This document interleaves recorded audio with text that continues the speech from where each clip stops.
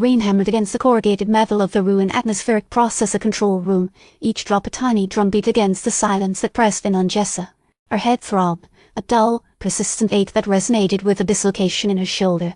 She's been lucky, a concussion and a dislocation, easily fixed eventually, considering what she's seen. Thorne stood across the room, bathed in the flickering green light emanating from the monolithic structure visible through the shattered windows. He wasn't watching her. He wasn't watching anything, it seemed. His posture was unnervingly still, his expression bland. Gone was the gruffness, the weariness she's grown accustomed to. He radiated a strange serenity that chilled her more than any physical pain. "Report," Thorne said, his voice flat, devoid of inflection. It was his asterisk voice, but wrong, like a carefully constructed imitation. Jessa swallowed, forcing herself to speak. "Communications are still down. I managed to access a local network, but it's fragmented. Little more than corrupted data fragments. She's not entirely honest. She's actively trying to re-establish contact with TCDF Command. It's proving difficult, hampered by an interference pattern she doesn't recognize." "Irrelevant," Thorne said, his gaze fixed on something beyond her comprehension. "The truth is here." He gestured towards the monolithic structure, the rain tracing shimmering patterns across its surface. "It always was." Reyes shuffled into the room, his skin a sickly jade green. His eyes were vacant, reflecting the same unsettling calmness she saw in Thorne. He was at Reyes, not anymore. The man she served alongside, the friend she'd relied on, was gone. Something else occupied his form. "She questions," Reyes said, his voice a distorted echo of his former self. It sounded almost melodic. "Unnatural. She needs to understand," Thorne added, still without looking at her. "To accept." Jessa felt a surge of primal fear, the kind that bypasses reason and slams directly into the bone marrow. She forced herself to stand, to project an authority she didn't feel. "What have you done to him?" she demanded, her voice trembling despite her efforts. "We have shown him the way," Thorne replied, his voice a monotone drone. "The path to understanding." "Understanding of what?" "Of this asterisk." She gestures wildly at the monolith, at Reyes, at the ruin of everything she thought she knew. "Of the truth," Thorne said. "Of the purpose." He took a slow step towards her, his movements unsettlingly graceful. "There is no suffering. There is only unity. Join us, Jessa. Embrace the harmony."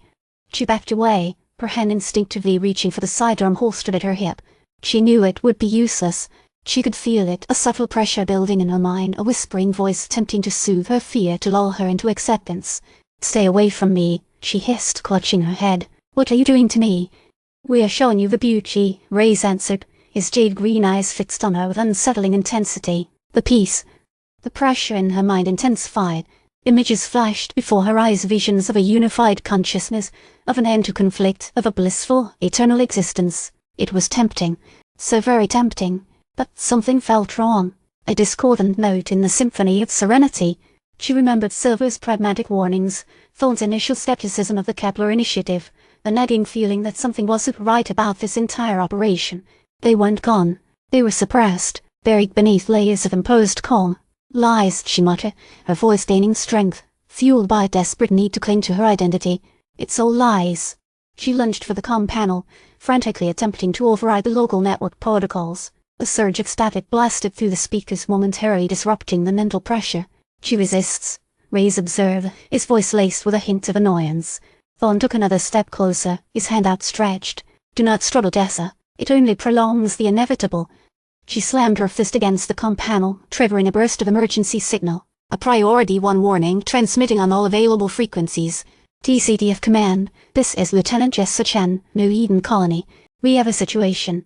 Repeat, we have a situation. Multiple personnel compromised. Unidentified influence, hostile xeno-presence, colony-wide threat, requesting immediate reinforcements. Gapla 186 F New Eden." I repeat, her voice cracked, strained by exhaustion and fear.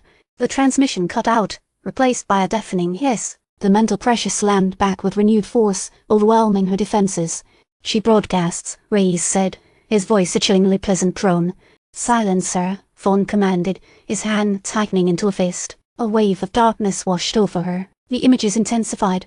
The voices grew louder, the pressure became unbearable. She felt herself losing control, her sense of self dissolving into the encroaching serenity. The last thing she saw was Thorne's expressionless face, illuminated by the eerie green glow of the monolith. Then nothing. Transmission end. Awaiting instructions.